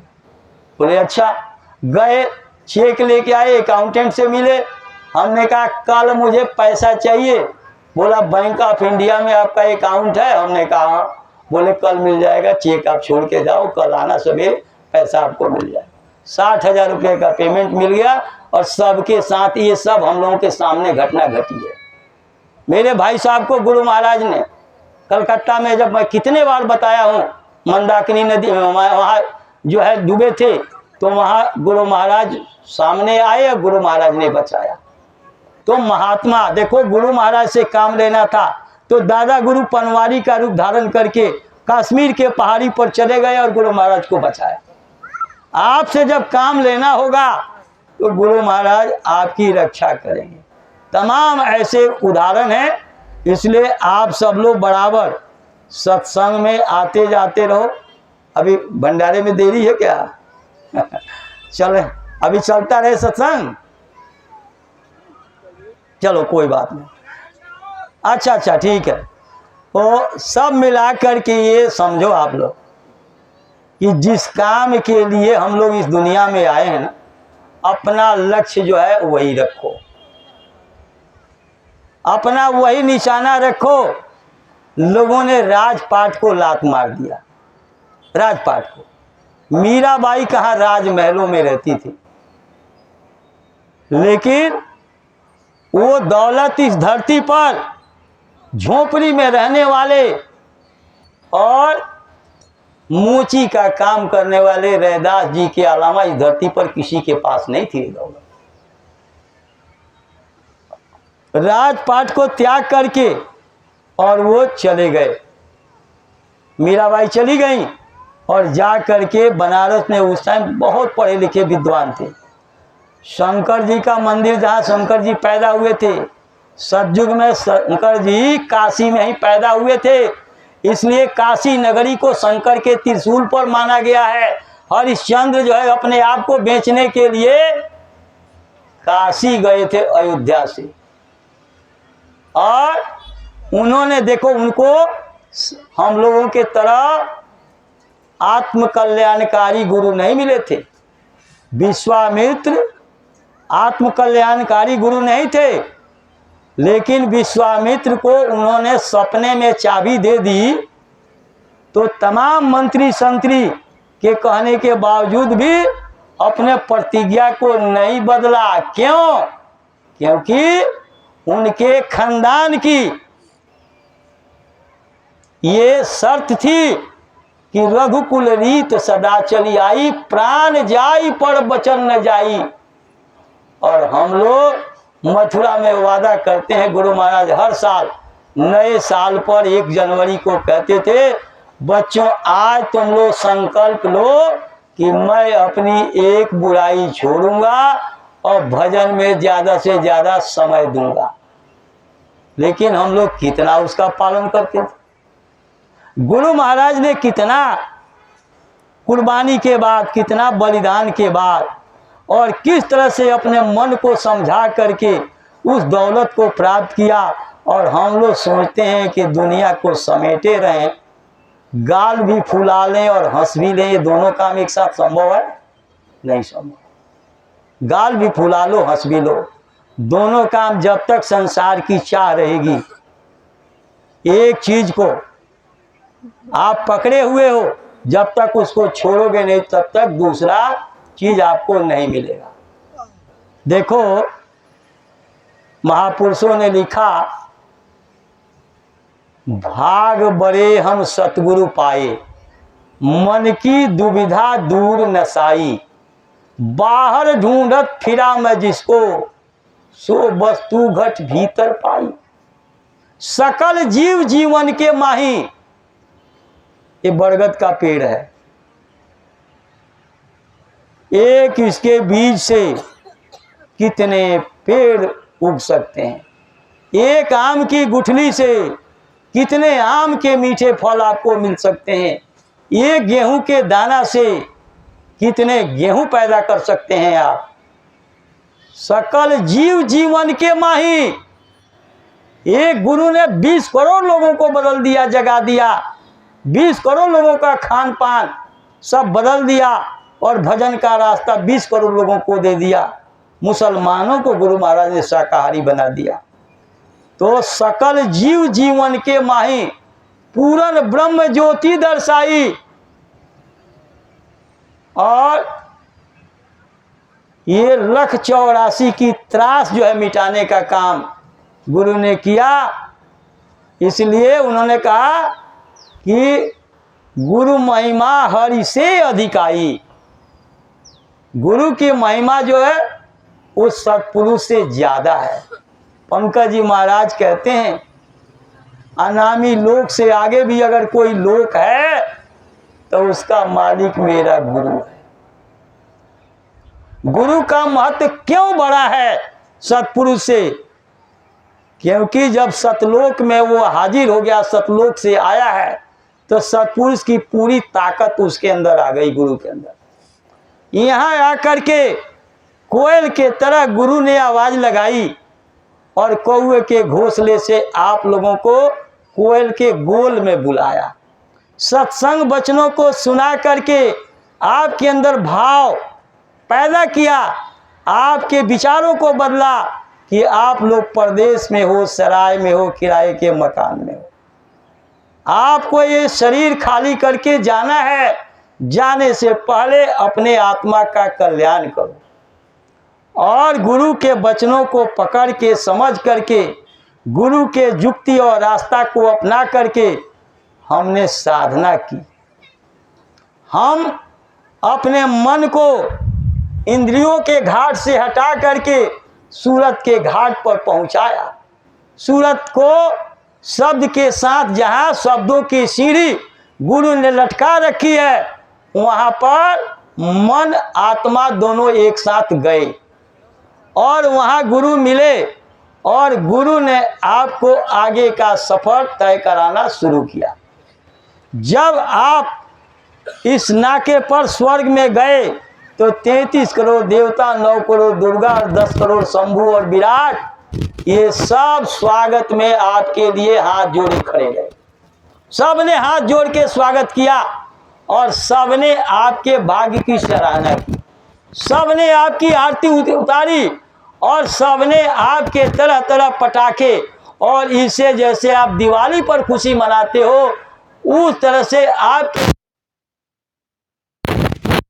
देवताओं को खुशी हुई और ये कहा धन्य है ये जीव जो अपने गुरु के साथ अपने घर जा रहा। जीव को समझ में आया कि गुरु नहीं मिले होते तो मेरे जीवन में ये अवसर नहीं आता, हम यहाँ तक नहीं पहुँचते। फिर ये सारे देवी देवता बैकुंठ में गए, बैकुंठ के नाके पर, और आपको छोड़ने गए और वहाँ ब्रह्मा विष्णु शंकर तीनों ने आपके हाथ जोड़ के स्वागत किया, आपके भाग्य की सराहना की और धन्य है जीव, हम लोगों को तो अवसर मिल नहीं सकता। आप अपने गुरु से प्रार्थना करके ब्रह्मा विष्णु शंकर ये देवी देवताओं ने कहा कि हमें भी मनुष्य शरीर का ये अवसर दिलवाइए। उनको मनुष्य शरीर का अवसर मिला था, लेकिन उन्होंने केवल साधना करके अपनी आत्मा को शिवलोक, ब्रह्मलोक और विष्णु लोक तक ही पहुंचाया। जैसे वाल्मीकि जी दूसरे स्थान तक, और आपके ये जो क्या बोलते हैं आर्य समाज के गुरु स्वामी दयानंद सरस्वती, विवेकानंद, रामकृष्ण परमहंस, इन लोगों ने भी दूसरे स्थान तक पहुंचाया जहां से कृष्ण भगवान आए थे। उल्टा नाम जपत जग जाना, वाल्मीकि भय ब्रह्म समाना, वहीं तक आते और जाते थे, वहीं तक पहुंचाया। उसके आगे का गुरु उनको नहीं मिला। उसके बाद आद्या महाशक्ति के देश में गए। ये ब्रह्मा विष्णु शंकर छोड़ने गए आपकी आत्मा को, और उसके बाद आद्या महाशक्ति काल के लोक में जो पहला नाम गुरु महाराज ने बताया वहां तक ये लोग छोड़ने गए, और वहां इतनी खुशी और वो भी इतनी मदद करते हैं काल भगवान। लेकिन कब करेंगे? जब उनको भरोसा हो जाएगा कि ये हमारे बहकावे में जीव आने वाला नहीं है। तो गुरु के जैसा ये पांचों धनी आपकी मदद करेंगे ऊपर जाने में। जैसे सुरसा ने हनुमान जी की मदद किया था, पहले तो उसने रास्ता रोका, लेकिन जब देख लिया कि हनुमान अब रुकने वाले नहीं, जस जस सुरसा बदन बढ़ावा, ता सुदून कपि रूप दिखावा। लेकिन जब हनुमान ने सोचा कि बड़ा रूप करके मैं पार नहीं पा सकता, तब अति लघु रूप पवन सुत कीन्हा। जब छोटा रूप बनाया अपने आप को, दीनहीन जानो अपने को, निपट अनारी मानो अपने को, अपने आप को इतना छोटा, जैसे गुरु महाराज कहते थे छोटा बच्चा झोपड़ी में रहने वाले का हो, राजा महाराजा भी उसको प्यार करते हैं, गोद में ले लेते हैं, उससे प्यार करते हैं। इस तरह से अपने आप को छोटा बनाओ। तो जब छोटा बन गए, तब वही सुरसा कह रही है, प्रविशि नगर की जय सब काजा। नगर में प्रवेश करो और सब काम करो जिस काम के लिए आए हो। लेकिन क्या कहा कि हृदय राख कौशलपुर राजा, राम को एक क्षण के लिए नहीं भूलना। और गुरु महाराज सुनाते हैं कि गुरु कुंजी जो बिसरे नहीं, और घर ताला छिन में खुल जाए।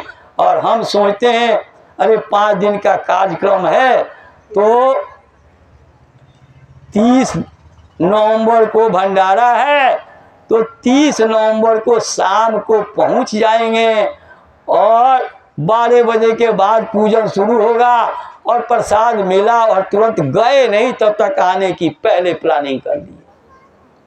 गुरु महाराज ने मेरे भाई साहब से पूछा, मिश्रा जी बाप के यहाँ शादी हो तो बेटे को कब आना चाहिए? बोले सरकार 2-4 दिन पहले आना चाहिए। और जाना कब चाहिए? तो सब काम निपट जाए तब जाना चाहिए। गुरु महाराज ने कहा बस यही तो समझना है, यही तो समझना है। तब से मिश्रा जी चाहे घर में आग लग जाए, चाहे भारी से भारी, चाहे नौकरी में रहे, चाहे अपनी क्लिनिक खोले, चाहे कुछ भी नुकसान हुआ, उन्होंने परवाह नहीं किया। 2-2 जगह से सरकारी नौकरी से रिजाइन कर दिया। विश्वायतन योग आश्रम, ये जो गोल्ड अखाना नई दिल्ली, जहाँ पर साहू जी के यहाँ सत्संग में जाते थे, और रोहतक मेडिकल कॉलेज में अभी शादी नहीं हुई थी तब भी छोड़ दिए। तो उन्होंने नौकरी की, पैसे की परवाह नहीं किया। मकराना से एक मुसलमान आया व्यापारी, जाके पहले गुरु महाराज से मिला और उसने कहा कि गुरु महाराज डॉक्टर साहब अगर ऐसे मुंह घुमा दिए होते तो कितने करोड़ रुपए उनके पास होते, वो गिन नहीं पाते। तो गुरु महाराज ने कहा, वहां मिश्रा जी मौजूद नहीं थे, गुरु महाराज ने कहा कि जिसकी तुम बात करते हो उसने पैसे को कुछ समझा, उसने पैसे को कुछ समझा। फिर वो गाड़ी लेकर के आया मथुरा से, बत्रा हॉस्पिटल के पास गाड़ी खड़ी किया और ऑटो में बैठ के क्लिनिक पर गया। मुन्ना और मुन्ना के ससुर भी थे, अभी शादी नहीं हुई थी मुन्ना की, ओझा जी। और वो कोने में बैठ के 2-3 मरीज भी बैठे थे। डॉक्टर साहब आपको जिस रेट में मकराने में पत्थर मिलता है उस रेट में हम व्यापारियों को नहीं मिलता। आप जरा सा ऐसे मुंह घुमा करके लाइन वाला नीला पीला चलने देते तो कितने करोड़ होता, आप गिन नहीं पाते। भाई साहब ने कोई जवाब नहीं दिया। मैं एक दृष्टांत और आप लोगों को दूंगा। एक बार गुरु महाराज ने कहा आपको मध्य प्रदेश के दौरे पर जाना है मेरे भाई साहब को। बोले ठीक है सरकार। फिर गुरु महाराज ने कहा कि आप 2 दिन के लिए दिल्ली चले जाओ। बोले ठीक है सरकार। तब तक अनाउंसमेंट हुआ कि सुबह सत्संग होगा। अब जब सत्संग हुआ तो गुरु महाराज ने नानक साहब की कहानी सुनाई कि नानक साहब एक सेठ जी के यहाँ गए, बड़ा अच्छा भोजन का इंतजाम हुआ, लेकिन सेठ जी ने भोजन नहीं, सेठ जी क्या भोजन नहीं किए नानक साहब। सेठ जी बड़ा नाराज हुए और एक गरीब के यहाँ जा करके साग रोटी बनवा करके उसके यहाँ भोजन किए। बहुत सेठ जी नाराज हुए, गुस्से में रहे। वो तमाम नानक साहब से बहस करने लगे। नानक साहब ने कहा अरे बच्चा कोई बात नहीं, चलो तुम ऐसा करो, अपने घर से एक रोटी मंगवा लो। सेठ जी एक रोटी मंगवाए और एक रोटी उस गरीब की झोपड़ी वाले की मंगाई, और दोनों लोगों की रोटी को ऐसे निचोड़ा दोनों हाथों से। शेर जी के रोटी में से धार फूट करके खून निकलने लगा और गरीब के रोटी में से दूध निकलने लगा। तो मेरे भाई साहब ने कहा, यहाँ 1000 लोग बैठे हुए हैं, एक गुरु महाराज ने 1000 लोगों को नहीं सुनाया, ये मुझे सुनाया। धोखा यही हम लोगों के साथ हो जाता है। जैसे सीमा बहन जी सुने कि मेरे लिए नहीं है, ये तो जो है होशियार सिंह के लिए है। होशियार सिंह सोचे कि नहीं नहीं ये मेरे लिए नहीं है, ये तो राम हजूर के लिए है। राम हजूर सोचे ये तो दिनेश कुमार मास्टर के लिए नहीं है। यही धोखा हम लोगों के साथ हो जाता है। उन्होंने ये कहा कि ये गुरु महाराज ने ये जो दृष्टांत दिया ये मेरे लिए दिया, जबकि 1 मिनट सुनो, जबकि उनको किसी ने कहा कि मिश्रा जी पता लगा है कि आप मध्य प्रदेश जा रहे हैं, तो आप दिनेश के यहाँ जरूर जाना। दिनेश के यहाँ उन्होंने एक महात्मा जी को मथुरा आश्रम पर जब थे, उनको मारुति जेन दिया था व्हाइट कलर की। बीड़ी पत्ते का काम उनसे पूछ के शुरू किया। मैं नाम नहीं लूंगा, मैं नाम नहीं लूंगा। बीड़ी पत्ते का काम शुरू किया, मारुति जेन दिया था। फिर उन्होंने दाल पॉलिश का काम शुरू किया। दाल पॉलिश का काम शुरू किया तो स्कॉर्पियो व्हाइट कलर का दिया था। उन्होंने कहा था मिश्रा जी आपकी भी सेवा करेंगे, गुरु महाराज की भी अच्छी सेवा देते हैं। लेकिन मेरे भाई साहब नहीं गए, उनके घर पर नहीं गए, दिनेश के यहाँ। इसलिए आप समझो 99% लोग बाल मुकुंद तिवारी का पैर छूते थे, लेकिन आप लोग प्रार्थना गाते हो, भक्ति करते छूटे मेरे प्राण गुरु जी यही मानो सदा। और गुरु महाराज के शरीर रूप से जाते ही हम लोग अपने गुरु दरबार को भूल गए, छोड़। भक्ति हमने ये कर ली। अभी कमल प्रसाद का आपने जो है ये सुना, गुरु महाराज से उन्होंने कहा, गुरु ने कहा इसलिए मैं टट्टी में बैठ करके भजन करता हूं। एक दृष्टांत और दूंगा और उसके बाद मैं अपने वाणी को विराम दूंगा, क्योंकि बहुत लोगों को जल्दी है, जल्दी जाना है। अरे मेरे पास तो कोई काम नहीं है, मैं तो शाम को सुनाता, शाम तक सुनाता रहूं, लेकिन कुछ लोगों को जल्दी है। इसलिए गुरु महाराज ने दूरदर्शी पार्टी बनाई। जैसे दूरदर्शी पार्टी बनाई वैसे गुरु महाराज कहा करते थे, मेरे पास 5 जाल है और 5 जाल में मैं सबको फंसा लूंगा, कोई इससे बचने नहीं पाएगा। बड़ी बड़ी महंगी महंगी गाड़ियों को गुरु महाराज अपने मंच के चारों तरफ खड़ी करवाते थे कि लोग समझेंगे कि बड़े पैसे वाले लोग भी जय गुरुदेव के चेले हैं। गुरु महाराज पूछते थे, बच्चा इसका किस्त कौन भरता है? तो लोग छाती पर हाथ ठोक के कहते थे कि मैं भरता हूं। अब दिनेश मास्टर से पूछो, राजेश सिंह से पूछो कि ये लोग फरीदाबाद से आए हैं यहाँ, इनके गाड़ी में तेल कौन डलवाया, और अगर कोई खराबी हो जाएगी तो ठीक कौन करवाएगा? इन्हीं से पूछ लो, अभी यहाँ मौजूद है मास्टर। तो सब लोग कहते थे हम मेंटेनेंस भी कराते हैं, हम जो है किस्त भी भरते हैं, हम इसमें डीजल पेट्रोल भी डलवाते हैं। तो ये भी एक जाल था। फिर लंबी 20-20 हजार साइकिलों की यात्रा, महंगी मोटरसाइकिल जापान की, फिएट से महंगी गाड़ी जापान की मोटरसाइकिल बाल मुकुंद तिवारी के लिए। 22 फीट लंबी गुरु महाराज ने खितौड़ा में गाड़ी, उसको देख करके लोग आएंगे और नकली चीज को देखने आएंगे तो असली चीज मैं दे दूंगा, असली चीज दे दूंगा मैं। ये सब गुरु महाराज ने जाल। फिर दूरदर्शी बनाई, राजनीति के इच्छुक लोग आएंगे बाबा जी के पास, बाबा जी दूरदर्शी के कार्यक्रम में जा रहे हैं, वहां भी नामदान सत्संग।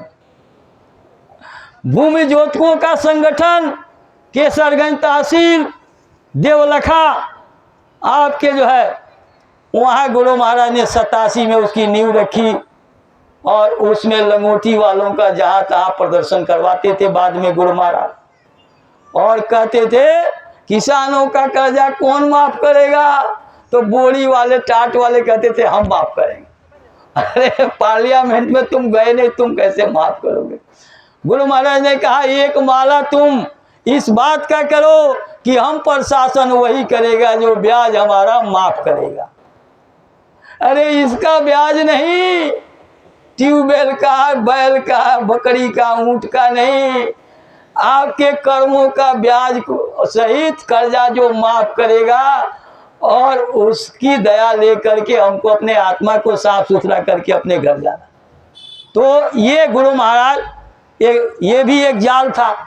तो जब दूरदर्शी बनाई तो बहुत पहले आप शायद देखे होंगे प्यारेलाल पाठक के, सुदर्शन शर्मा पंडित जी से पहले गुरु महाराज के साथ मंच पर बैठते थे। प्यारेलाल पाठक गुरु महाराज के गुरु भाई थे, अलीगढ़ के रहने वाले थे, और गुरु महाराज के गुरु भाई सेठ कन्हैया लाल भी थे। इलाहाबाद के 7 भाइयों की 7 हवेली एक लाइन से इलाहाबाद में। जैसे गुरु महाराज ने दूरदर्शी बनाई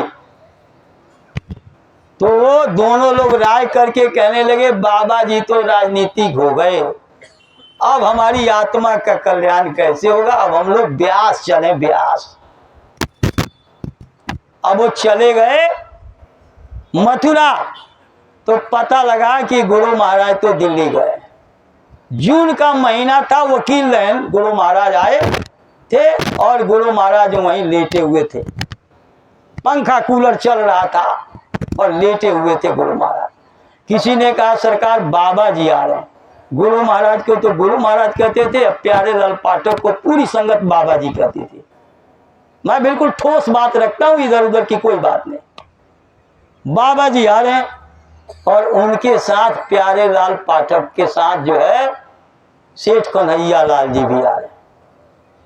आप लोग देखे होंगे अंदर कमरा था जहां गुरु महाराज ये करते थे, वो बेडरूम था। बाहर एक डाइनिंग टेबल, 4 कुर्सियां चारों तरफ लगी होती थी खाना वाना खाने के लिए। वहीं पर दोनों लोग, बाबा जी प्यारेलाल पाठक आगे, सेठ कन्हैया लाल पीछे। गुरु महाराज जैसे वो लोग गेट में इंटर किए वकील ने, गुरु महाराज ने तुरंत जो है बेड खोलवा के कंबल निकलवाया मोटा सा और पंखा कूलर बंद करवा दिया और अपने बाल से लेकर के पैर के नाखून तक को ढक लिया। ये मेरे नजरों के सामने की बात है, कोई धोखा नहीं दे सकता। मैं कोई बनावटी बात नहीं कर रहा हूं, कान खोल के सुन लो आप लोग। और नहीं तो मैं 2-4 साल और रहूंगा, आज डायरी में नोट करो, 2-4 साल बाद मैं इससे हट के बताऊंगा तो मेरे से पूछना ये बात गलत है। क्योंकि गुरु महाराज कहते थे कि सच्ची बात को याद रखने की जरूरत नहीं पड़ती और झूठी बात को लिख के रखो, रोज रोज याद करते हो फिर भी भूल जाते हो। साफ सुथरी बात समझ लो अच्छी तरह। गुरु महाराज जो है नाखून से लेकर के चोटी तक गुरु महाराज कंबल में ढक गए और पंखा कूलर बंद करवा दिया और ये कहा कि कह देना उन लोगों से गुरु महाराज की तबीयत खराब है। वो लोग हाथ जोड़ के बोले गुरु महाराज से तो अब बात होगी नहीं, तबीयत खराब है। कहले महाराज आप तो राजनीतिक हो गए, हम लोगों की आत्मा का कल्याण कैसे होगा, हम लोग ब्यास जा रहे हैं। और कह करके चले गए। जैसे बाहर निकले गुरु महाराज कंबल फेंके उठ के बैठ गए, पंखा कूलर चलवाया, पसीने से तरबतर हो रहे थे गुरु महाराज। और गुरु महाराज ने कहा कि जो अपने गुरु का नहीं हुआ वो मेरा होगा। बड़े ध्यान से इस बात को समझना आप लोग, जो अपने गुरु का नहीं हुआ, क्योंकि दादा गुरु ने कहा ध्यान भजन सुमिरन मेरा करना, सर्वे सर्वा इनको मानना। तो दादा गुरु झूठे थे, आश्वासन दे के गए, आपको बता के गए कि आपकी आत्मा का कल्याण करेंगे, इनके आदेश का पालन करना। और आप लोग क्या कर रहे हो आप लोग जानो, इसलिए भक्ति करते छूटे मेरे प्राण गुरु जी यही मानो सदा। अब आप सब लोग बराबर कार्यक्रम में देखो, जौनपुर में कार्यक्रम 122 दिन का हो रहा और 36-37 लोग 3 तारीख को, 2 तारीख को 8-9 लोग गए हैं। और अभी कल जो है 4-5 लोग कल गए हैं, हमारे यहाँ के रवि सिंह, उनकी पत्नी, और रामचंद्र, और आपके बुराड़ी के प्रेम वो पेंटर जो है ये सब लोग गए हैं। और 10 तारीख को भी काफ़ी लोग जा रहे हैं। और किसी को भी जाने का विचार हो तो अभी भी मौका है, करवा लो एक दिन के लिए। 11 तारीख को भी कुछ लोग जा रहे हैं।